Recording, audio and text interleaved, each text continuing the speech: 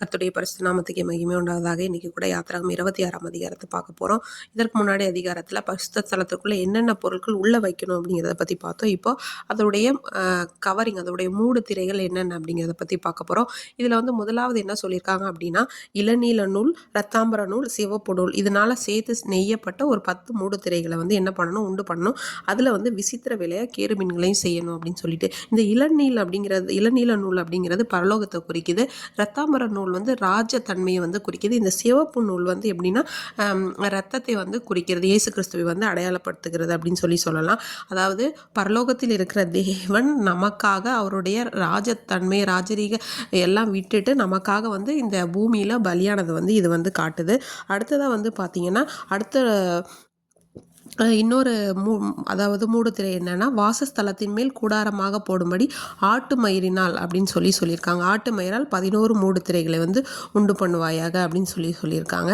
அதே போல் இந்த மூடு திரைகள் வந்து எவ்வளவு அகலமாக இருக்கணும், இந்த மூடு திரை எப்படி இருக்குன்னு சொல்லி பார்த்தீங்கன்னா, இது வந்து பூமியை வந்து தொடக்கூடிய அளவில் வந்து இருக்கும் அப்படின்னு சொல்கிறாங்க வேத வல்லுநர்கள் வந்து. இந்த மூடு திரை வந்து இது இரண்டாவதாக சொல்கிறாங்க. அடுத்து இன்னொரு மூடு திரை என்னன்னு பார்த்தோன்னா, சிவப்பு தீர்ந்த ஆட்டுக்கடா தோல், அதாவது 26:14 வசனத்தில் வந்து சொல்லியிருக்காங்க. இந்த மூடுதிரை தான் வந்து கர்த்தராகிய இயேசு கிறிஸ்துவை வந்து நமக்கு வந்து காட்டுது.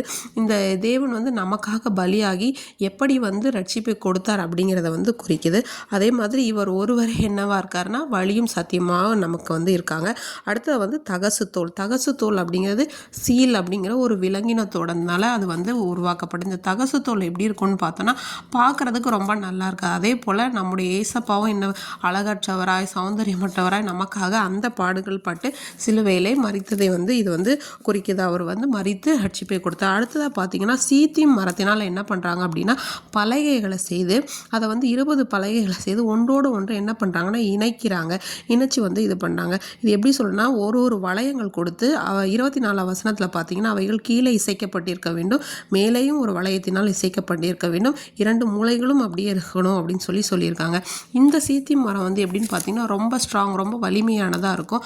அதே போல் ஒவ்வொன்றோட ஒன்று இசைக்கப்பட்டிருக்குன்னு சொல்லியிருக்கு. அதே போல் பரிசுத்த ஆவியானவர் இந்த நாட்களே சபையிலும் விசுவாசிகளிடத்தில் ஒரு ஐக்கியத்தை உண்டு பண்ணுவதை வந்து இந்த சீத்தி மரம் வந்து குறிக்கிறது அப்படின்னு சொல்லி பார்க்கலாம். அடுத்ததாக வந்து இந்த இளநீல நூல், இந்த ரத்தாம்பர நூல், இந்த சிவப்பு நூல் இதோடைய வெளிப்புற தோற்றம் தூரத்துலேருந்து பார்க்கும்போது தெரியாது, அதை கிட்ட வந்து பார்க்கும்போது அதோடைய அழகு வந்து தெரியும்னு சொல்கிறாங்க. அதே போல் நம்முடைய கர்த்தராகிய இயேசு கிறிஸ்துவின் அன்பை நாம் மட்டும் ருசித்ததோடு இல்லாமல் மற்றவர்கள் வெளியேந்து பார்க்குற புறஜாதிகளுக்கும் மற்றவர்களுக்கும் நம்ம தெரியப்படுத்தும் போது அதனுடைய உண்மையான அன்பையும் அழகையும் ருசிக்க முடியும். கர்த்தர் தாமே இந்த வார்த்தைகளை ஆசீர்வதிப்பார்.